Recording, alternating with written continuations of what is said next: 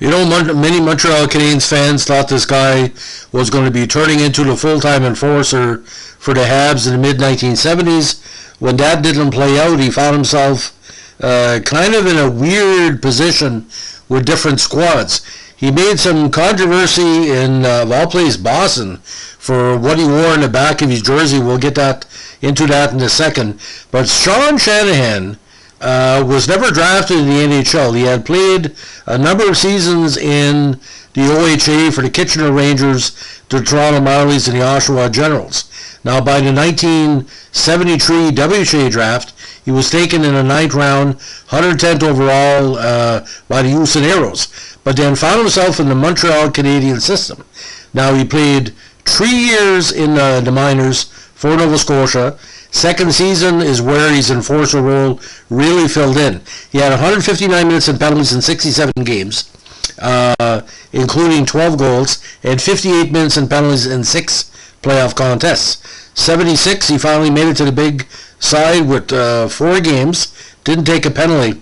But with the 76 season, there was a few exhibition games against the Flyers where he was called upon in the preseason, of course, to stand up for the Habs, and a lot of people thought he was going to make the team. He eventually found his way to Colorado of the NHL, scored his first goal in 1977, but split time that season with the Rhode Island Reds of the AHL and the Dallas Blackhawks of the CHL. Now, 1978 was a weird season. He had his first 20-goal season in the minors with 156 minutes on penalties. Now, he was called up to the Bruins for 6 games, but his presence really drew the ire of a lot of fans. Now, Shanahan was a big guy, 6'3", 205, and when he came on the ice, he wore the number 7 of all people, Phil Esposito. As a lot of people know, the Rangers had traded for Esposito and that big deal for Brad Park. And eventually, he didn't. The decision by Boston and the decision to put number 7 on his jersey again drew a lot of negativity. Now, after Boston in '78, he played 6 games. He found himself in the WHA for the '79 campaign, where he played 4 games. So he played again, ladies and gentlemen, for 3 major league teams, 4 major league teams: Montreal, Colorado, and Boston. Played with Cincinnati WHA, and again, 44 games, a goal, 3 assists for 4 points. But like I said, what could have been, I think what happened, ladies and gentlemen, they made a decision between keeping Chartrand and Lupien and maybe putting some of the burden on Riseborough and Tremblay to be the enforcers, and he felt maybe he wasn't producing enough at the time. But what really stood out for a lot of people was those 2 years in Providence College of the ECAC. He had 28 points in 23 games in '72 and 36 points in 25 games in '73.